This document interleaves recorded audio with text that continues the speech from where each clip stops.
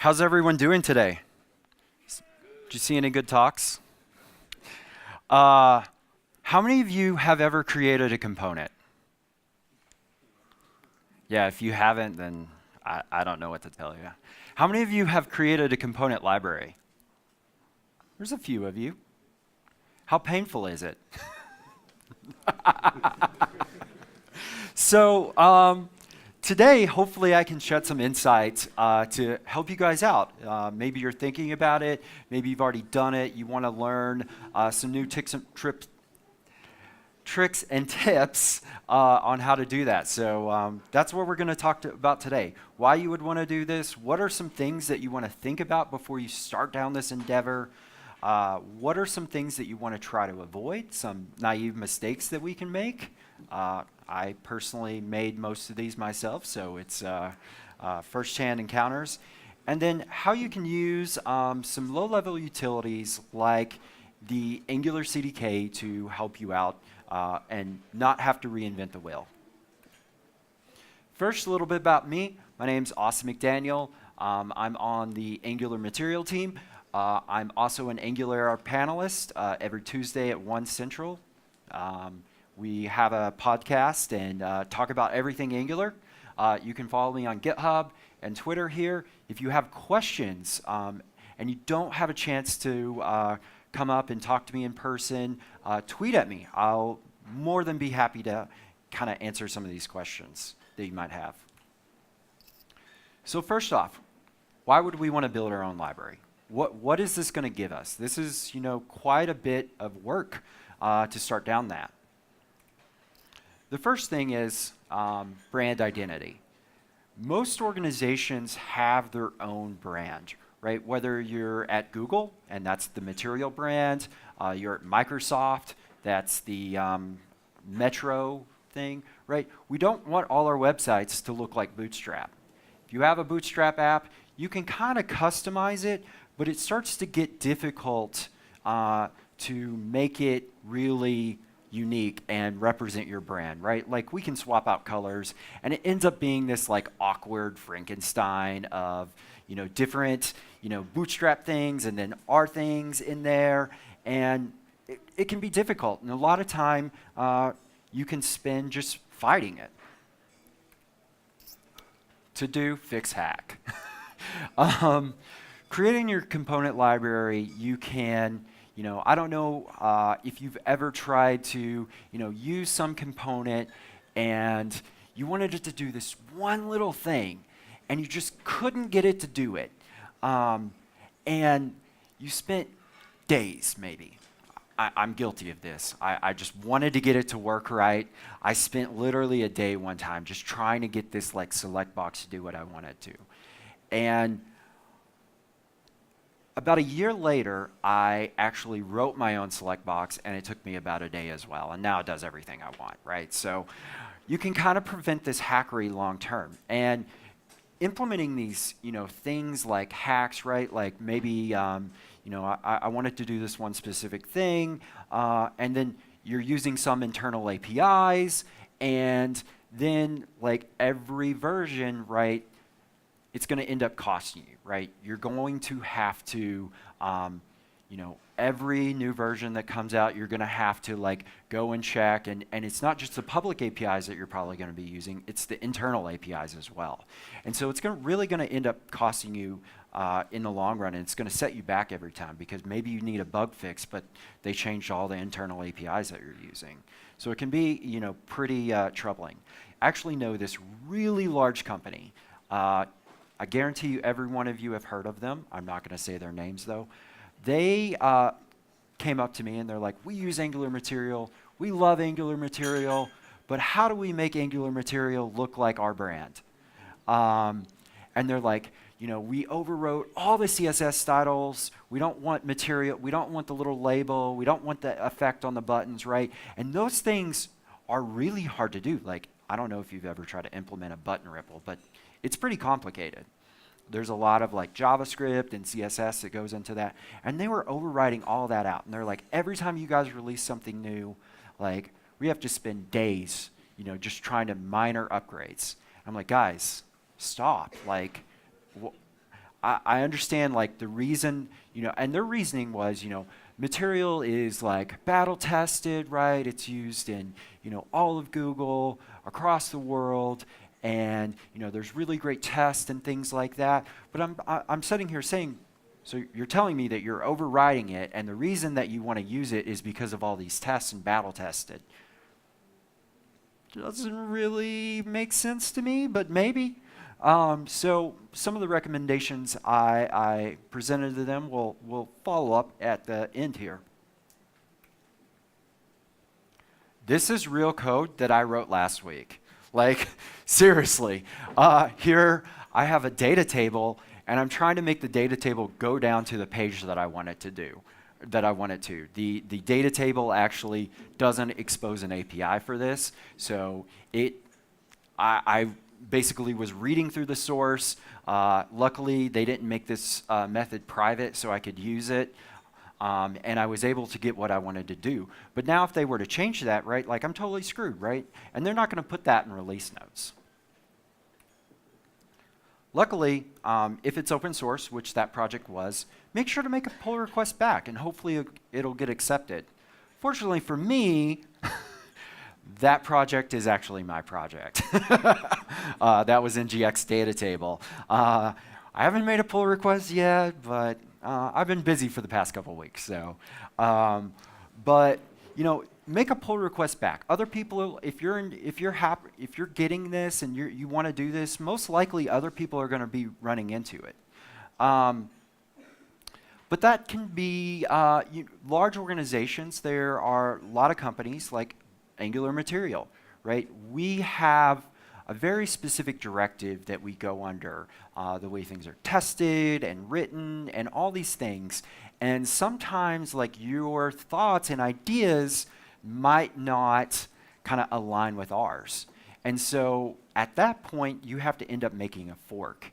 And the fork, you pretty much end up maintaining on your own. So now you just inherited someone else's component library, and you have to like deal with that. Make sure it fits before you use it. If you're going to use a component library that's out of the box, make sure it fits. A lot of people say 80-20 rule. I say 90-10.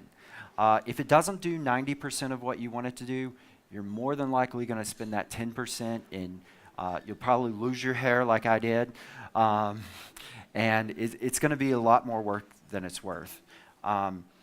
A lot of times these packaged component libraries, it's really easy to drop them in and get going really fast. And your boss loves that. He wants to like, I can show him something and I just did this today. And he's like, oh, like you're pretty much done.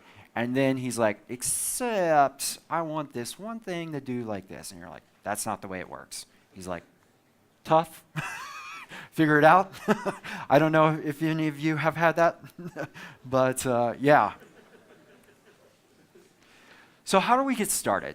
All right, maybe I've sold you on this, maybe some skeptics. How do we get started? What are some things that we want to think about before we start down this endeavor? There's a lot of little things you can consider before starting, and knowing that the things that you care about can save you a tremendous amount of time. If you're going to go out and try to build a component library like Angular Material, that's a lot of time. Like they're doing a lot of things. And maybe your organization doesn't care about some of these things that I'm going to go through here in a second, and you can save yourself a lot of time. The age-old one, what browsers do I want to support, right? Like, understanding this up front can save you tremendous amount of time, as I'm sure everyone here can protest. Really, if you're working with internal companies, usually they have a browser that they distribute, and pretty much everyone has to use that. So you don't have to worry about these other ones, right? If you're building something for the World Wide Web, you probably have to care about these. So those are considerations you need to make up front. Localization. So for America, we don't really care about localization a lot of times.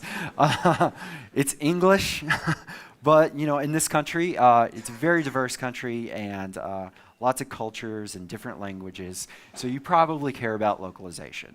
And localization, just to be clear here, it's different from translations.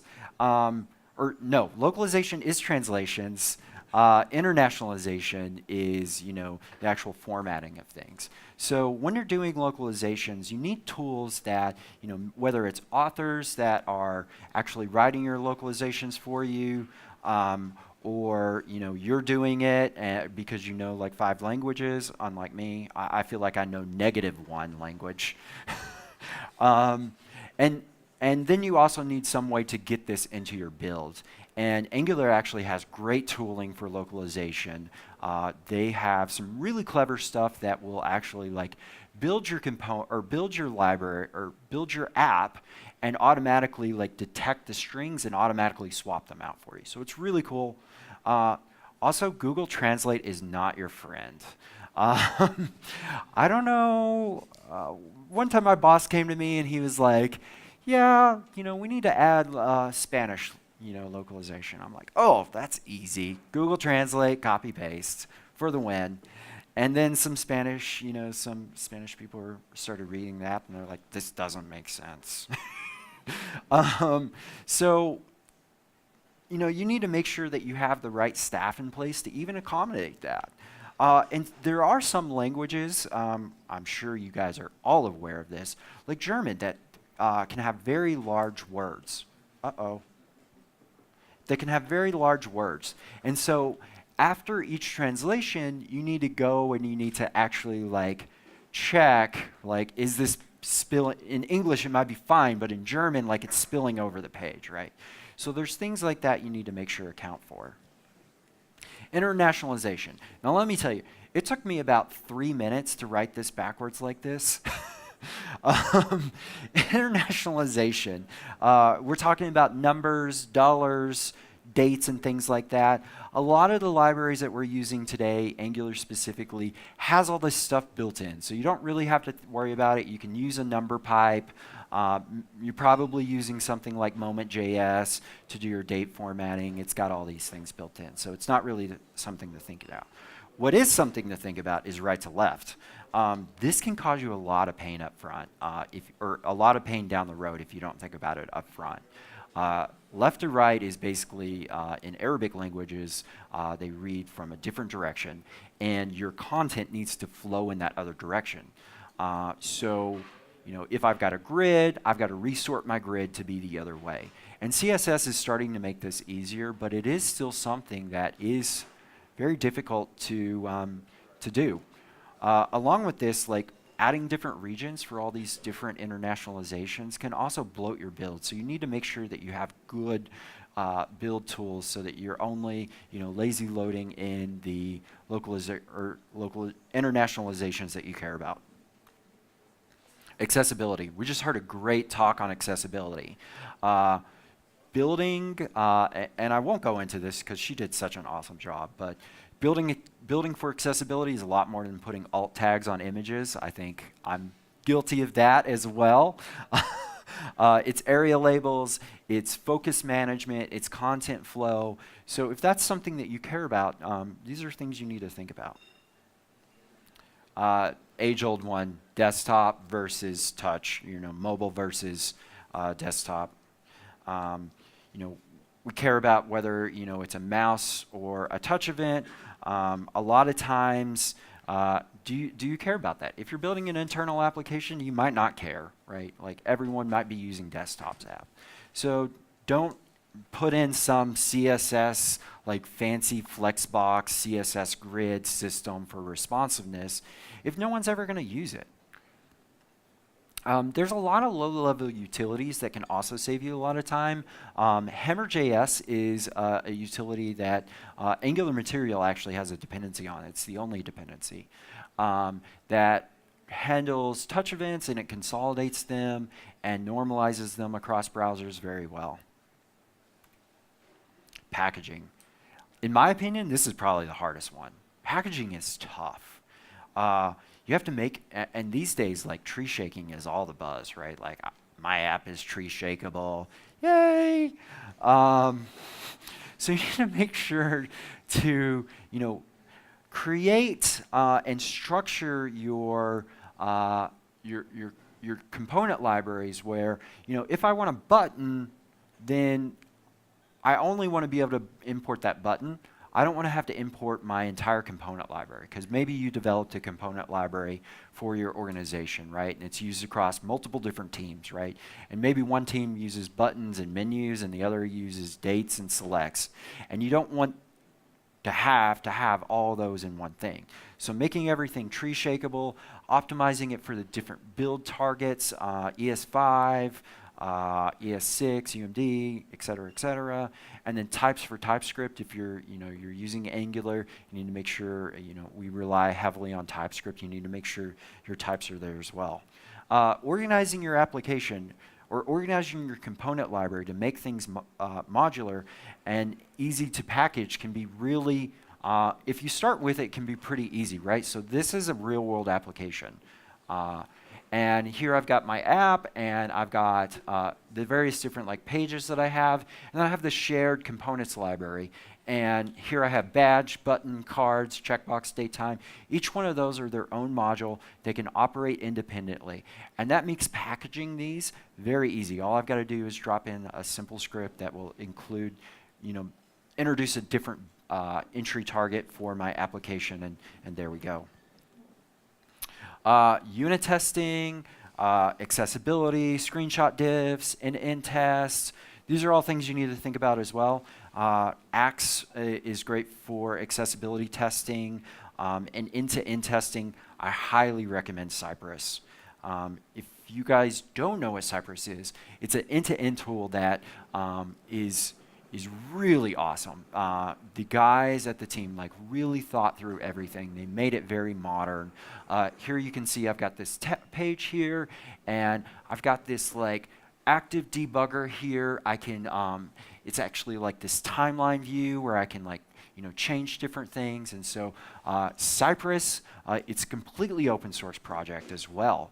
And they have some paid offerings for dashboards and things like that, visual recordings and things like that. It's got an interactive debugging, like I mentioned, with timeframes and things like that. So it's really great.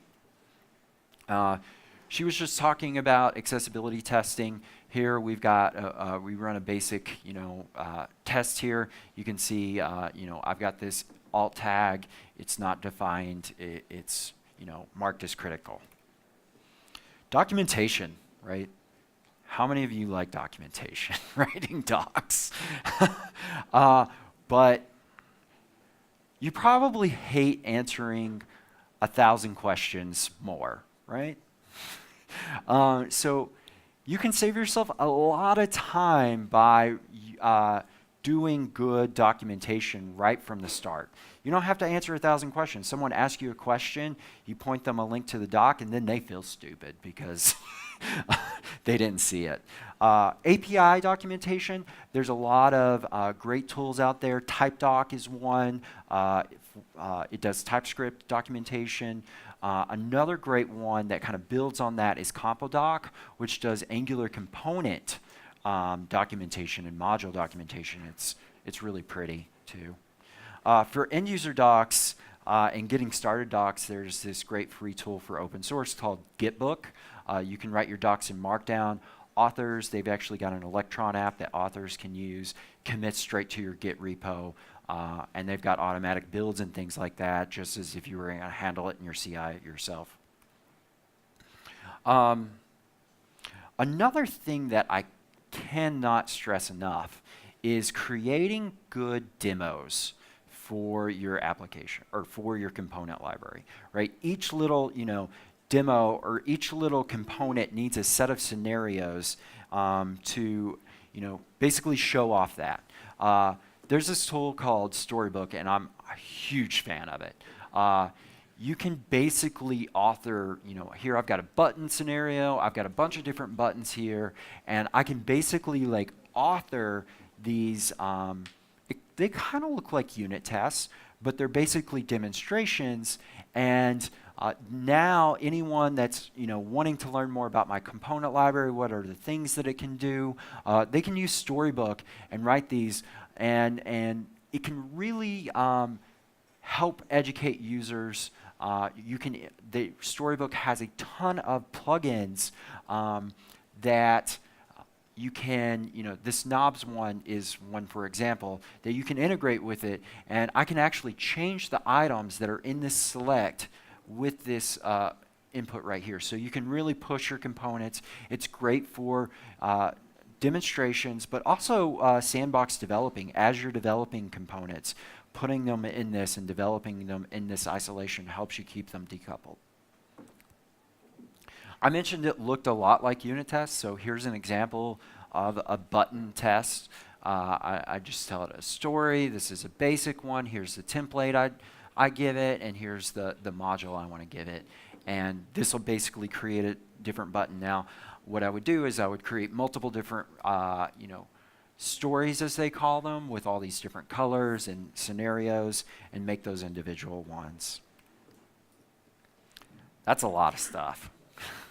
That can seem kind of overwhelming, but I think if you just hit the big ones, right, like what your target audience is, you write some decent amount of unit tests, you do some documentation, and you can have a pretty good component library. But it's important to be aware of these and consider all these things up front, so you're going to save yourself a lot of time. It's also pretty easy to be naive. When you're building your components, building components for your use case can be easy. Building components for your company where different people are going to use them, that can get kind of tricky. You got to think about a lot of different scenarios, how they're going to be used and things like that. Let's take this basic example of this menu, right? So I'm going to create this menu. It's going to be a button. It's going to drop down, right?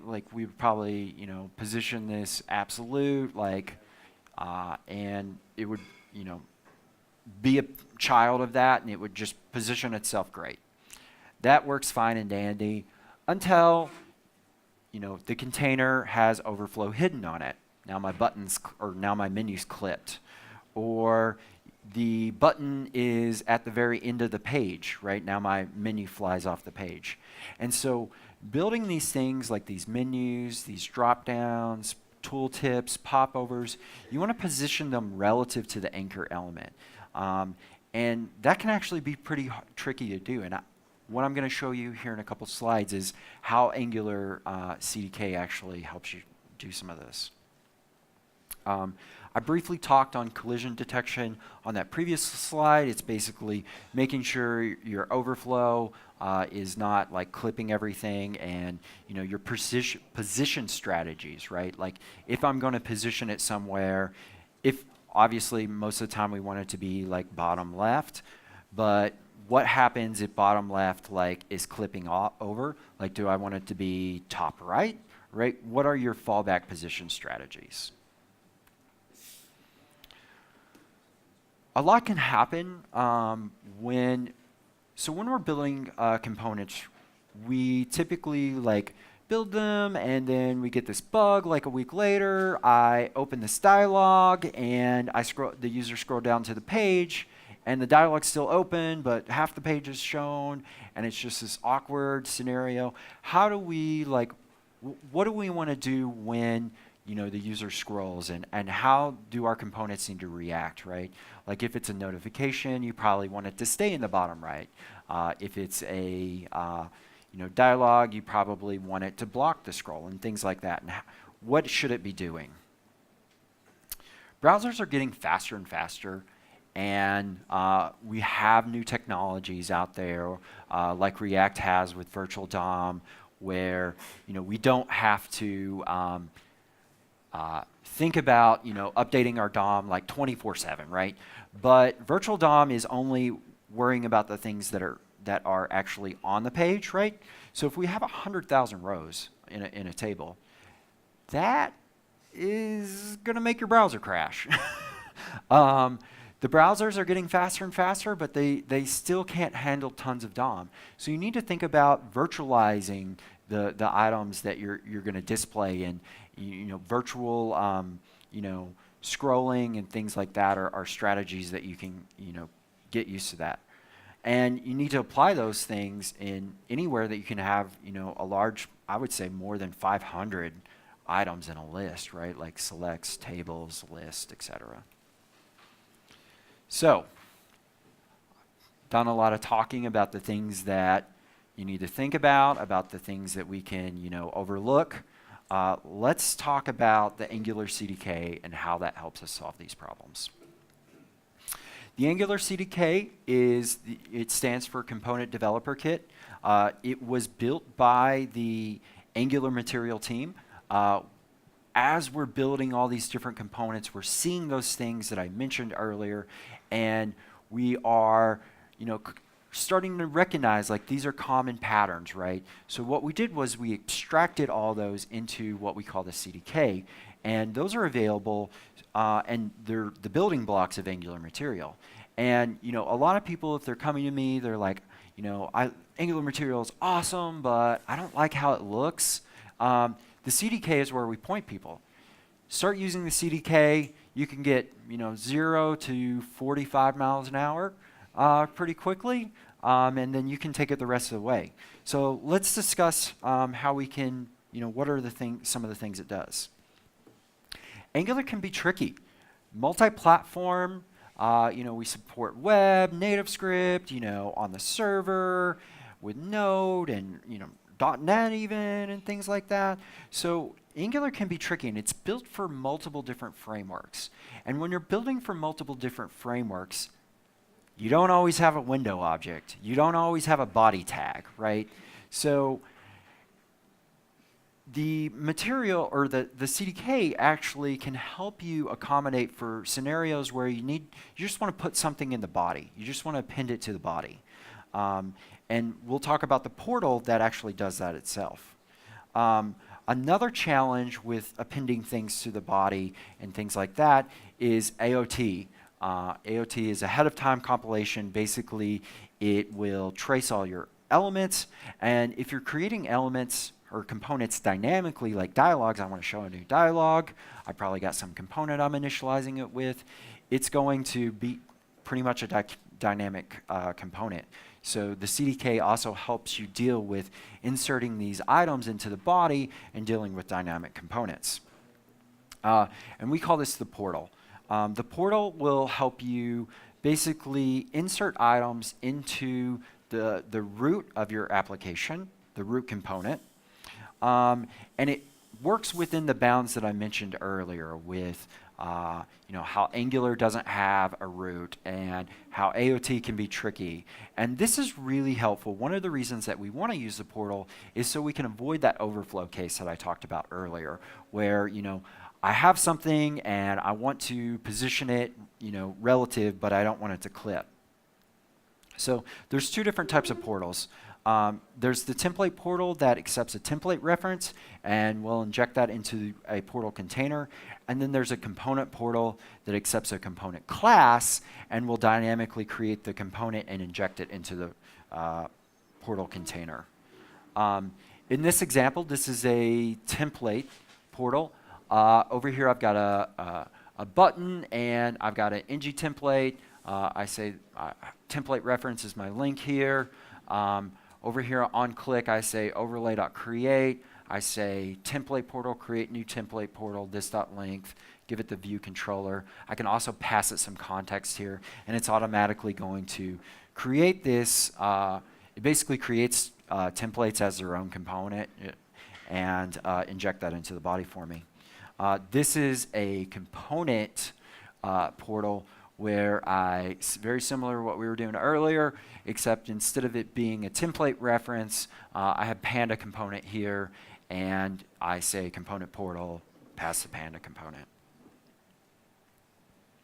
Now, one of the reasons that we want to inject those things into the body like that is so that we can position them.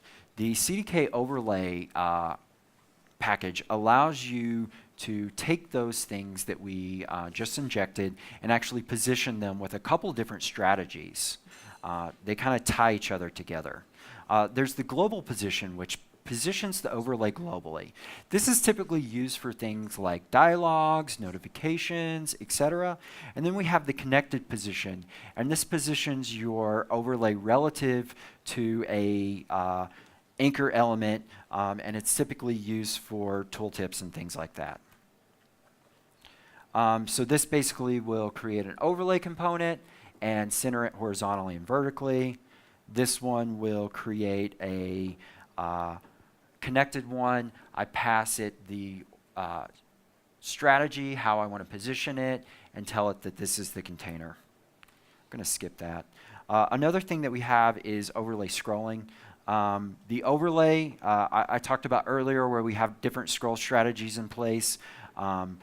Basically, if we're in a dialogue, we want to present the user from scrolling. If we're if the user scrolls in a dialogue, we want to close the dialogue, or we want to reposition it, and that's helpful for notifications. In our overlay, we can just pass the strategy that we want to use. Pretty easy.